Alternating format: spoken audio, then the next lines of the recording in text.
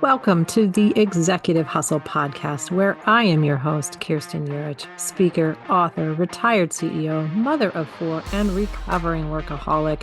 Explore with Central Pennsylvania local executives what it takes to lead well, live well, and learn well.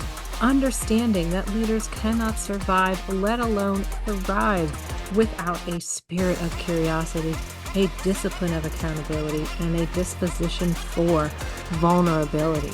Let's dive in. Welcome to the Executive Hustle podcast. Today's guest is Becki Richwine, Senior Vice President of Operations at Merakey. And she is doing something powerful. She is using her personal pain as a parent to drive professional innovation. But beyond that, her personal mission, she is scaling mental health operations across multiple states and has been doing so for over 2 decades. When she watched her own teen struggle with mental health, she saw how hard it was to find help. And she didn't just complain, she built True Self Therapy. It's a masterclass in turning vulnerability into operational excellence. I'm excited to dive into that and much more. It's my pleasure to welcome you today, my friend and colleague, Becki. Hello. Thank you. I appreciate the invite to be here today. Awesome. Well, we have so much to dive into. But first, tell me, did you think you would end up where you are today? What is a little bit of a history lesson for you?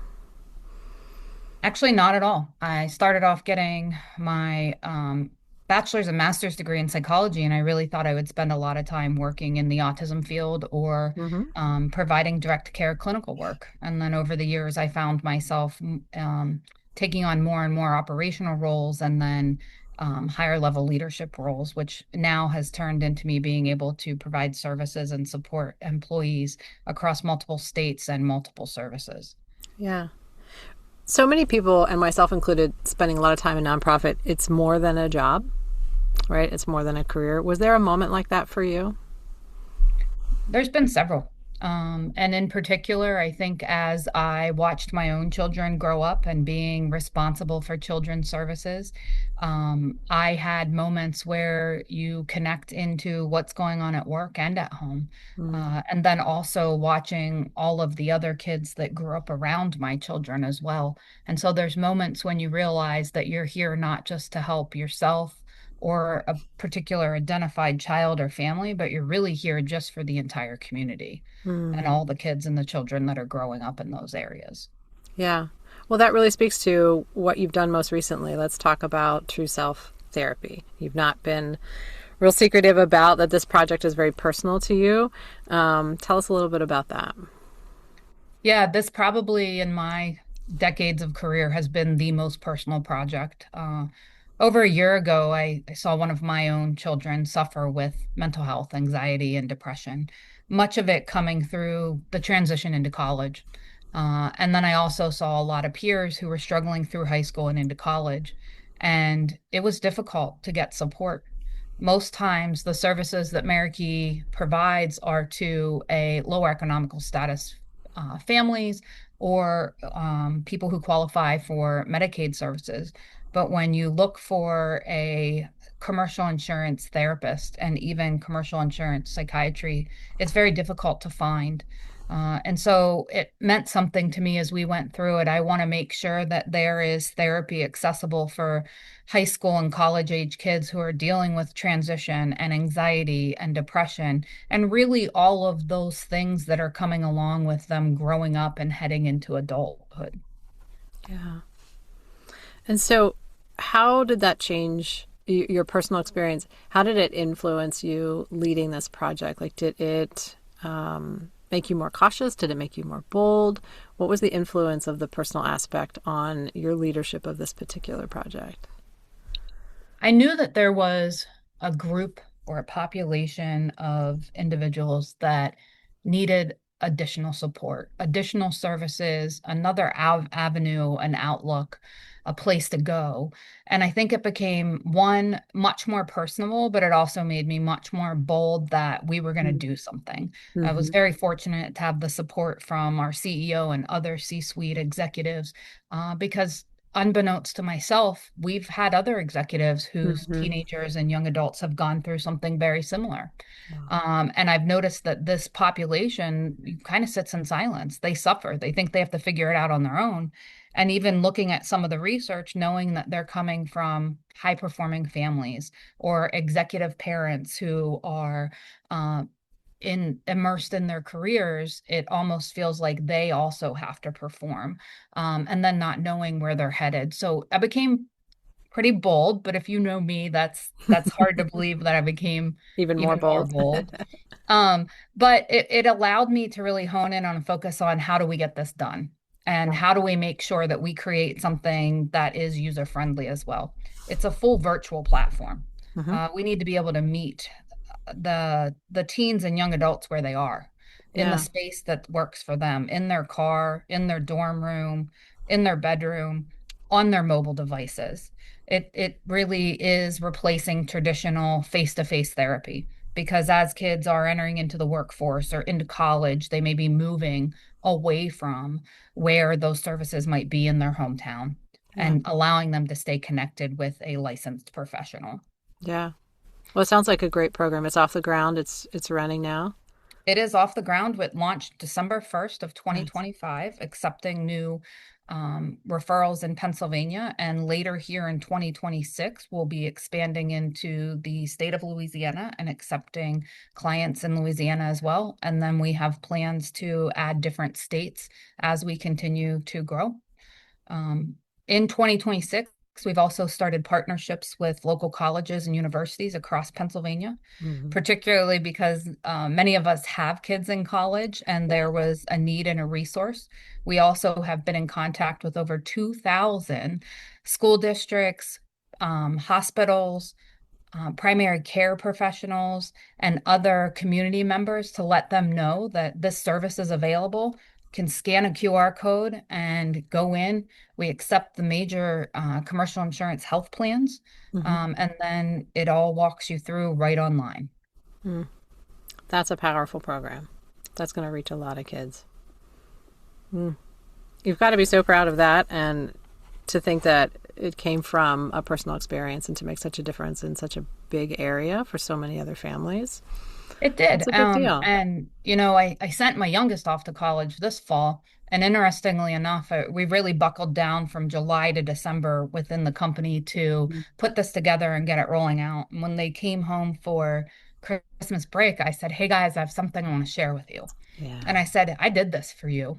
I did this Mm-hmm. for you guys and your friends and all of us around so that there's a resource. You were my inspiration." Yeah. And I think so many times we get lost in the work we do. Mm-hmm. And I'm fortunate enough that working for a nonprofit and in children's services, I get to see great accomplishments and progress. But I didn't tell them what I was doing. I Yeah. wanted to make a difference for them without them knowing initially. Mm-hmm. And it's taken off. They share it on their own social media page. They've had friends that they've said, "Hey, if you're struggling, I think you should check this out." And it made it a lot more personal. That's super powerful. They had to have been so proud of you. They were. Yeah. I think Oh the my best part gosh. about that though too is, um, I was also have been with Merakey now for 18 years, and they've kind of grown up in the company. And Yeah. it really showed them the investment that a company can have, not Mm-hmm. only in their employees, but in ideas and what could come if you find the right fit to have an idea, be innovative, Right. and come forward with a new idea. And that restored in them like the ability for companies to support their employees and their families, but also knowing that they didn't just have a mom behind them, they Right. really had a really large organization behind. Yeah. Yeah, that saw a need and stepped up to fill it in the community, but driven by a need by their employees. And that's, I don't think you see that often enough. And you got to show that to your kids and inspire. They inspired you, and then you got to inspire them through that story. And, so often our kids just see us go to work, right? They don't know what that work is. And we try to avoid taking it home because that's often a negative connotation, right? And this is the exact opposite of a story in that regard. It is. And I think you can share the sentiment with me that working in a nonprofit Mm. in this area, it's really hard at times to even Yeah. separate that work. I'm not just going into work for the day and Yeah. crunching some numbers on an Excel spreadsheet. That's how much we Uh, do it. but yeah, we do it, but then you're coming home and Yeah. that's weighing on the heart because you're caring for the lives of others, Right. the decisions you make, the resources you have available, trying to put your best foot forward every day, and it you can't just always check it at the front door. Yeah. No, and we've carried it home for good and for Yeah. bad. And that's a challenging way to grow up for kids. And I'm guessing you navigated that as best you could, and that bled into your leadership as a mom and as a leader. And I'm sure you led female leaders as well. Yeah, I think some of the real constraints that I've lived with in my leadership growth was not even trying to figure out the own personal stuff along with the work stuff, but health, energy, unpredictability of just where you're going, but also being a young female leader Mm-hmm. whose career very fortunately took off early on. It forced me to really look, how do you build strong systems and how do you delegate earlier and how do you lead with more intention, and stop kind of looking at what value do you have, and it doesn't just come with constant availability. It's really what can you build. I got early on really tired with decision fatigue, and Yeah. even leaned on teams that didn't understand the why they were working with me. And so trying to really shift from an over functioning to more effective leadership Mm-hmm. was definitely important. And then leveraging the fact that, I am a woman, um, and I am a woman executive who's working and raising children at the same time. Yeah. When did something like that come to a head? When did you have to sacrifice something in that? When you say I am a woman executive raising kids, but you're also carrying your work home. I mean, that had to be in conflict with each other on more than one occasion. When did you have to make a really hard choice? And what did Yeah, it I, teach I you? would say a lot of that started probably when you start to hit early teens with your Mm-hmm. kids. They become much more involved, whether it's in sports or Yeah. theater or different after school activities, and then you're trying to show up. But I can even remember, sometimes missing muffins with mom because you had a board meeting Yeah. and trying to manage those pieces. It's been important to me, though, to make sure in the last 18 years that I've demonstrated for other women leaders, you can do both and you Mm-hmm. can do both successfully. Leadership isn't about absorbing all of the pressure. It's about distributing it intentionally and making sure that you're accomplishing things both at home and at work. I think that the other piece of it that really goes along with all of that is knowing your limits, Mm. making sure that you understand how you're showing up in both home and Yeah. work life. Knowing your impact that you're having on others is very valuable because we're often not aware of the impact we're having, or we're not having the impact we wanted to have. Yeah.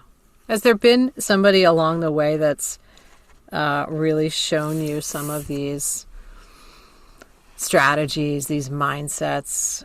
Did you fumble around and find them? Like, what was something meaningful along your path that really, you said you found some of this stuff early, and that's not the case for everybody in leadership. It is not.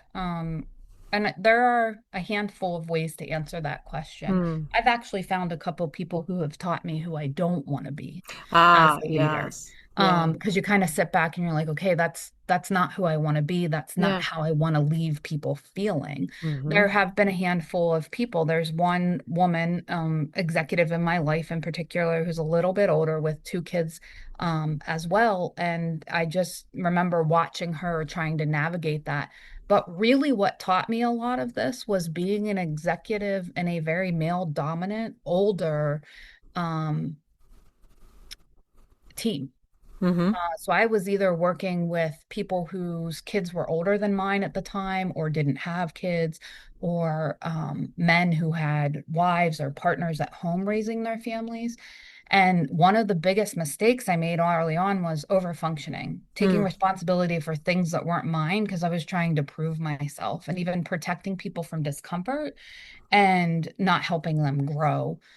And I think that some of that has to go with you have to figure out who you are, one, as an individual, but two, what is it that you can bring to the team. And so I think I was able to learn this early on because I was a young leader.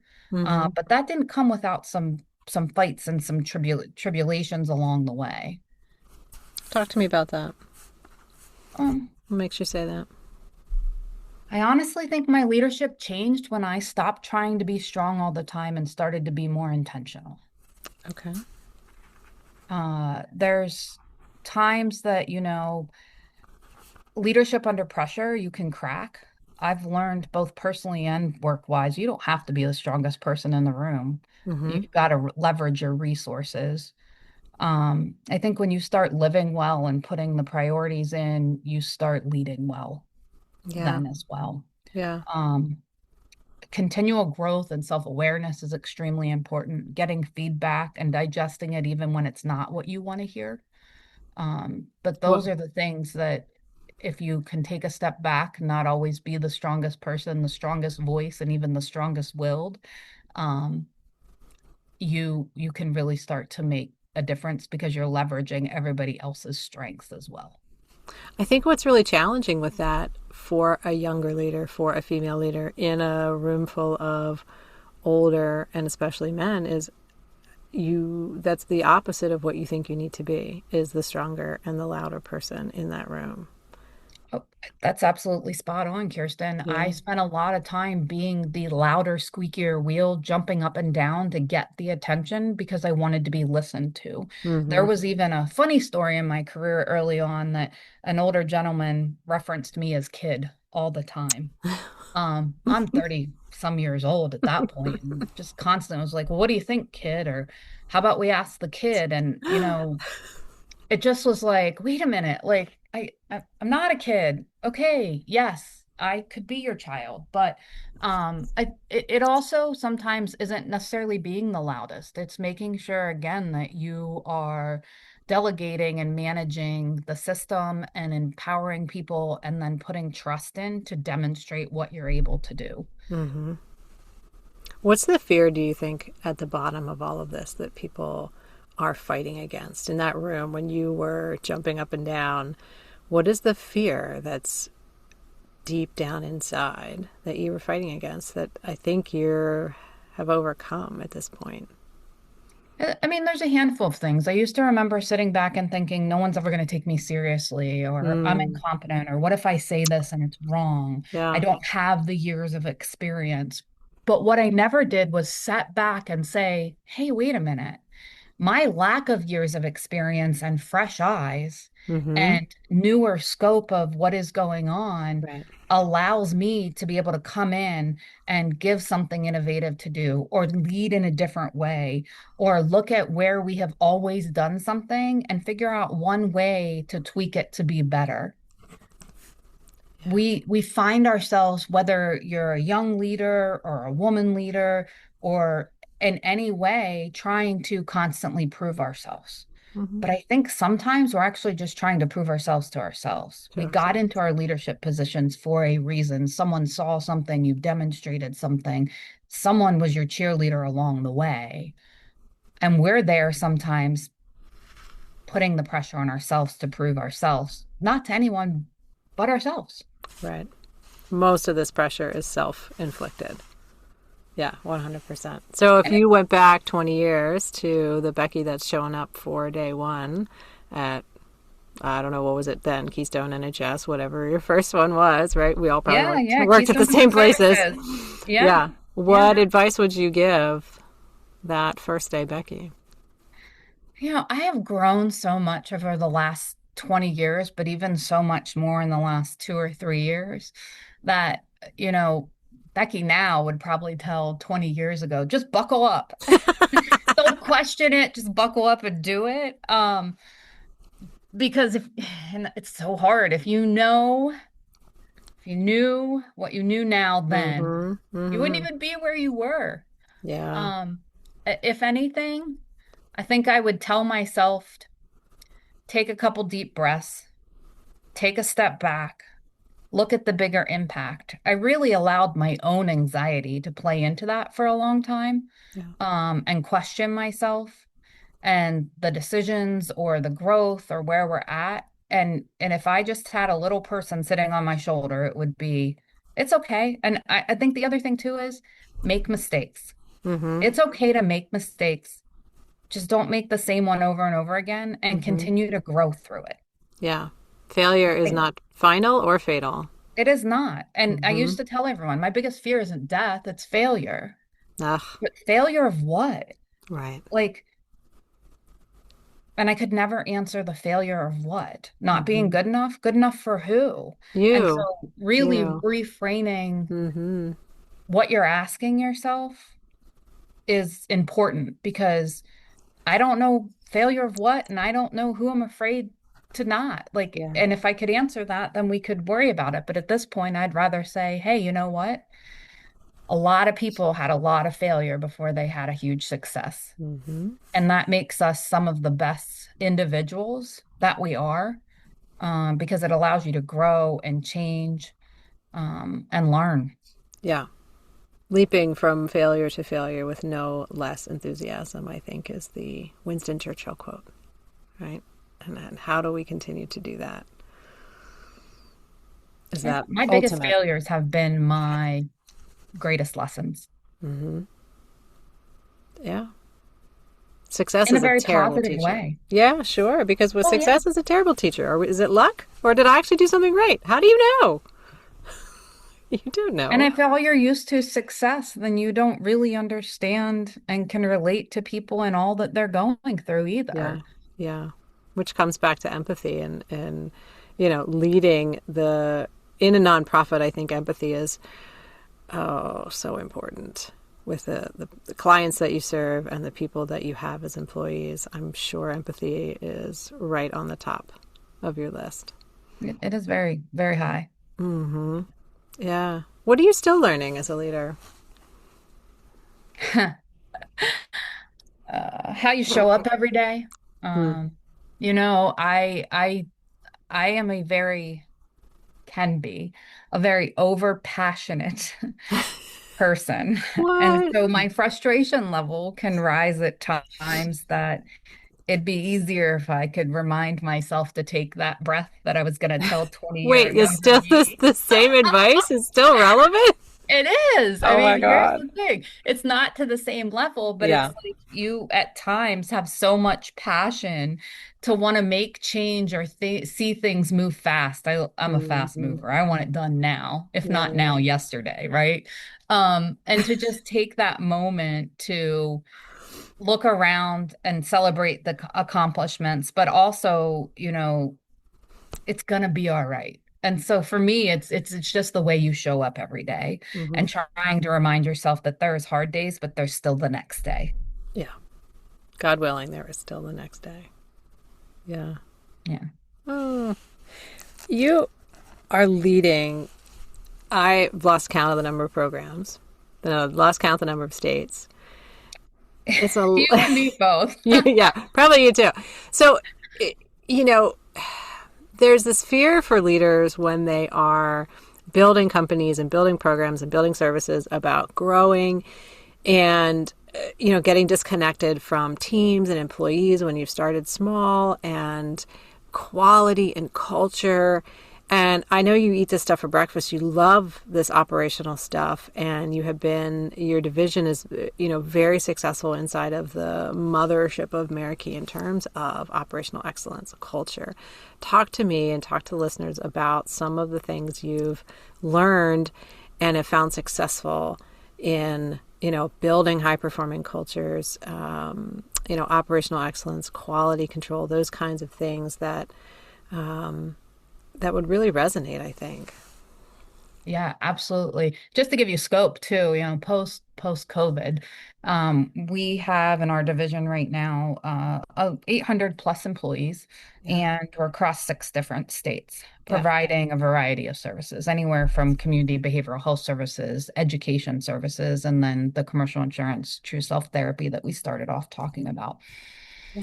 Um, and we have not always been successful. There have been growing pains. There are times that you have to sit back and take a look of what we're trying to do in the community or the state that we're in and figure out what is operationally the best thing to do. Mm. But there are two things that I really want to keep always at the forefront, in front of the financials of that is number one is what impact are we making on the children and the family that we serve? The quality of service that we're providing, and then making sure that um, we have a way to make sustainable change. Several years ago, we, as a company, under my leadership, made the decision to walk away from an $8 million book of business. Mm. It was very difficult to run with the staffing patterns and the way that the job market was, and there was not much quality into what we were providing. A lot of companies won't do something like that. Hmm. But there's still a mission that we're driven by. And so that quality piece is extremely important to me. And then the culture in which those employees work in is important for Yeah. me. They're showing up day after day, Hmm. um, serving some of the most vulnerable children and some of the most horrific stories that you'll hear, and families that have been through trauma and tragedy. And so making sure that we have a safe work environment and a culture where they feel like they're embraced and they're supported. We spend time talking about mindset and how do we support each other and how do we make sure that even on the hardest days, you still have a comfort level to know that you have somewhere to come back to and you have a team that's supporting you. Hmm. We continue to see our turnover rates drop and continue to see in different pockets. There's always areas that need improvement, increased employee engagement, and different initiatives that employees are with us. One of our long-term employees just celebrated 30 years, a Mm. board certified behavior analyst. She's been with the company for 30 years. That's 12 years longer than me. And it's just great to sit back and look at the impact that they've had. Yeah.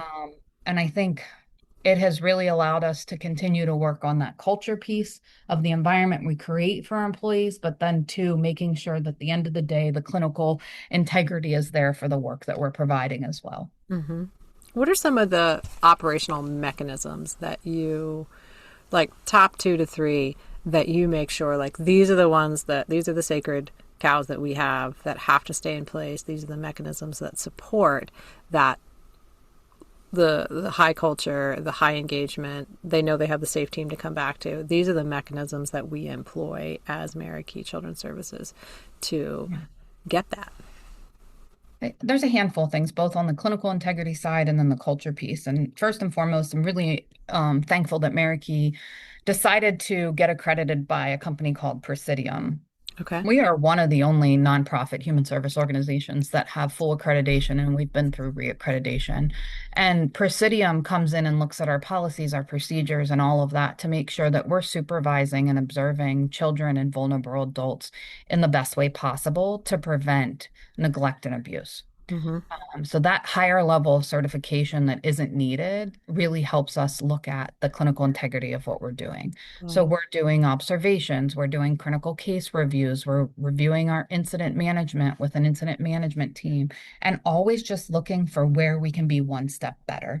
Yeah. We have local and regional performance quality improvement meetings. We use data to trend where we're at on satisfaction surveys to anywhere from goal attainment and all of those pieces, really working on using data to tell our story, the successes that people have seen as they've partnered and worked with Merakey. As far as culture, it kind of shifts from time to time. One of the things we've been focusing on in the last several months is really engagement with our newer workforces that are coming in. We have implemented reach outs touch bases with managers at times, that Okay. particularly for programs that are not in a brick and mortar, but out in the community, it can be really hard to run into your supervisor or your manager. So we're Absolutely. scheduling touch points. We've started doing micro trainings online so that people have a way to kind of get a nugget of information versus an hour in the classroom, making sure that we are celebrating milestones, anniversaries, birthdays, doing shout outs. We just launched, or not launched, we just put out our quarterly sunshine winners. And that's really someone that stood up above and beyond that was making a difference in the quarter. Hmm. And that's a company wide initiative. And then making sure that we have different employee resource groups that are available for people to participate in. And then there's been a lot of additional cultural things that we've put in place for our employees, whether it's care.com or daily pay, different things that help them in their life outside of Merakey. Right. So really supporting the whole person. We also do professional development and have training series, and then also within children's are making sure that we're working with each individual that's employed with us to kind of figure out, well, where do you want to go? What areas do you want to learn in? Uh, the majority of our executive leadership team in children's also has a pretty robust supervision and mentoring Hmm. time frame, that everyone that's a new leader and or in an executive position is getting one-on-one support every other week. We have leadership insight where we'll work on doing 360 reviews and seeing where we can grow and continue to figure out where our next leaders are coming from and who's the Yeah. next person to maybe even be on your podcast. Right. Oh, very good. Well, companies break in the middle. And so it sounds like those are a lot of programs that are supporting all those mid level managers in terms of feedback loops and growth Definitely think that mechanisms. is one of the most difficult positions to hold. 100%. Right. They're taking it from the top and they're getting it from below and they're in Correct. the middle. Yep. That's Yeah. the people you love to hate. Yeah. It sounds like a lot of mechanisms from things that we've talked about around like debriefing and learning. You've got a lot of debriefing mechanisms and learning mechanisms centered around data, whether it's those incident reports or the supervision reviews, things like that. From a cultural standpoint, that seems invasive, and that's got to be part of that culture that you've built in terms of how are we getting better, what happened, not a blame, but just a what happened, how do we do it differently, how do we learn from this, how do we move forward.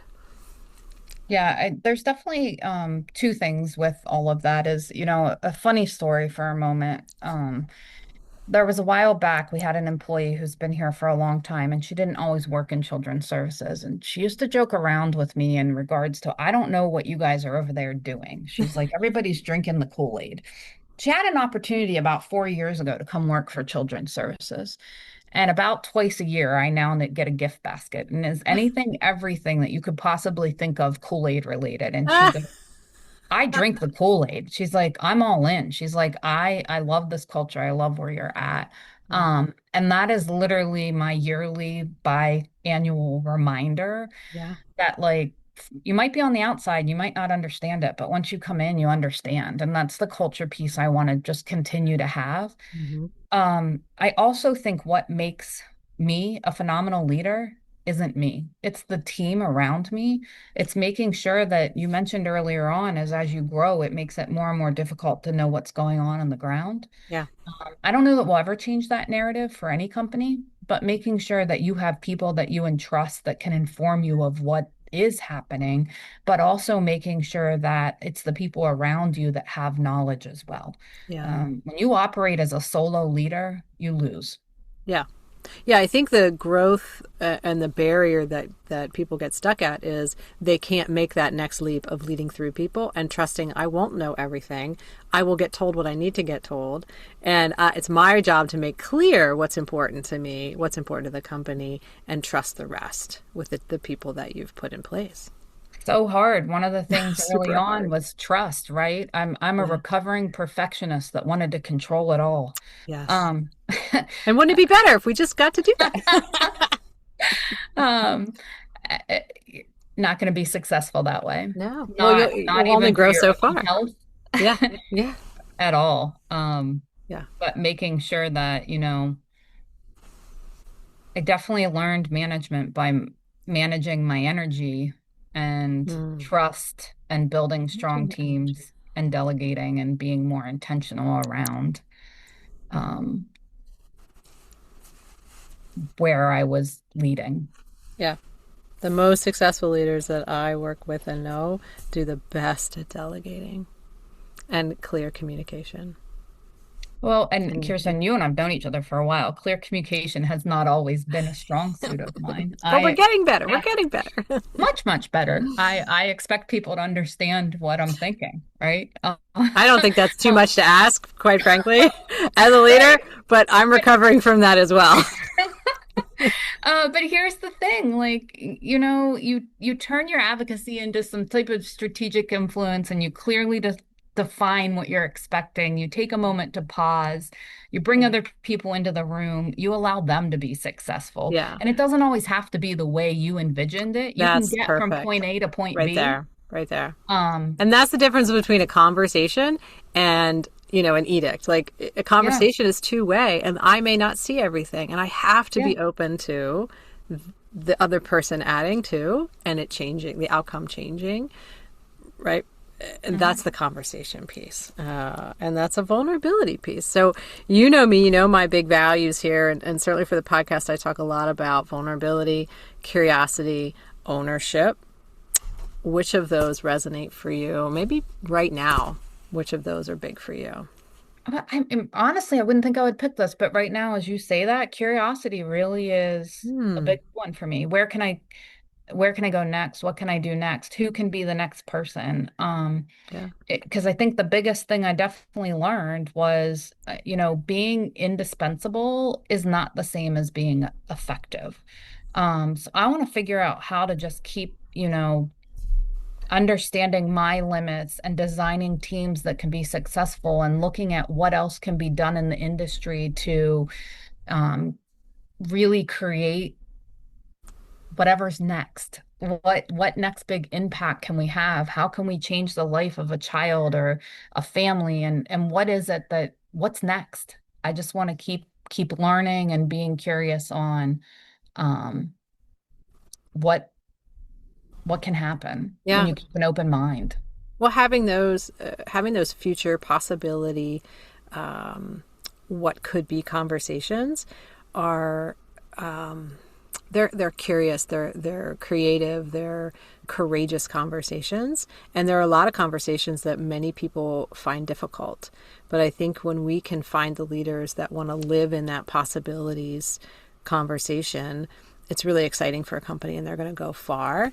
It's the leader that can't let go of the present but wants to talk about the future but can't ever let go of the present, right? So the more you can let go of the present and do that delegation, the more time you have for all of that possibility.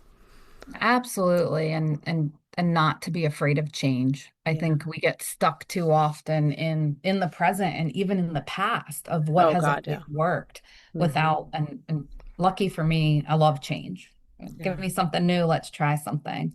Um and I'm excited to see what happens. Yeah. Well, I'm excited about this conversation. We've had a really excellent, excellent conversation. We've gone so many different places. If you'll be curious with me for a minute, maybe a little vulnerable, I'm trying a new thing and I have a little rapid fire here and I didn't warn you about it. So just some fun questions here at the end. Great. All right. On a scale of 1 to 10, how weird are you? It depends what area. Probably a 7, maybe even 7? an 8. It depends. Okay, fine. Yes. Good enough. If you were a flavor of ice cream, what would you be? Oh, that's a great one. I'm gonna say cookies and cream. Cookies and cream. I like it. Yeah. Okay. And the latest book that you've read or are reading?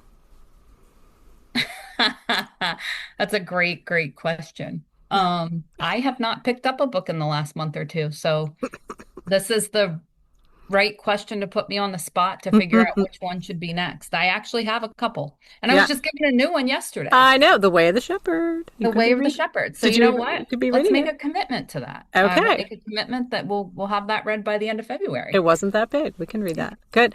And what is a binge worthy show for you? Oh, geez. So typically the answer is not really anything, but Stranger Things. I Oh, have been fun. able to watch season 1 through 5 all in the last 4 months. So don't ruin it for me because I haven't finished I haven't 5. watched it. It was not my bag, baby. I never thought it was mine either.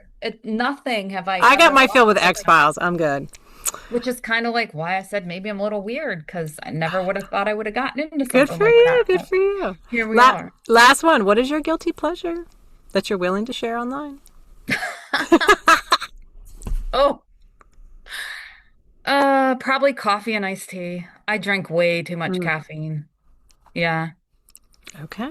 Very good. Very good. yeah. So many good things from today. I'm going to have so many little quotes from you, like indispensability does not equal effectiveness. It doesn't, and I So use those quotable. quotes to So get quotable. me through each day. Yeah. Delegate earlier, intention, know what you want to build. Don't absorb, distribute. I could just go on and on and on.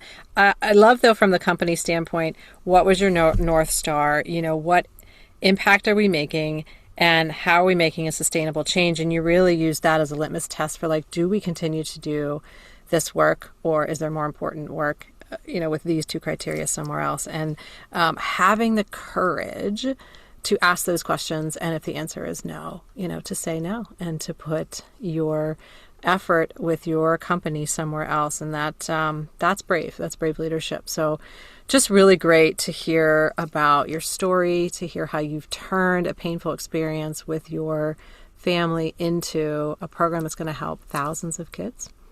It's just very inspiring. And how you shared it with them. That was really touching. So thank you for that. If folks want to know more, especially about True Self or other cool programs that Merakey is doing, how can they find out about that? Yeah, absolutely. I appreciate the opportunity to be here and to speak with you. If you know me, this I would not have said yes 2 years ago. I did wait 2 years Um, to ask. but to learn more, please visit merakey.org. And also, there will be a True Self tag in the show notes so that you Yes, can there will. also see that portal to be able to log on and see what resources available for your teen and or young adult. Check me out on LinkedIn or even just reach out to me personally. I'd love to hear from you. And all of that stuff will be listed in the show notes. So I Look, appreciate your time. look at you, overachiever, taking my last line. That's great. All of that will be in the show notes. Thank you so much, Becki, for being with me today and sharing your story and all of these wonderful experiences and lessons learned for leaders, because I know there's lots of people who needed to hear what you had to say today. So thank you so much. Absolutely. Thanks for having me. Yeah. Thank you for joining me today for another great Hustle Conversation with the Central PA Executive. You can find out more about my guest in the show notes. And if you liked the episode or have something to add to our conversation, please find me on Apple Podcasts, Spotify, or wherever you listen. Subscribe, rate, and review. Remember, leadership is best practice in community. You know a leader who needs to hear something from this episode. So pay it forward and send it to them today. Don't wait. Until next time, the best leaders not only lead well, they live well and learn well. Bye now.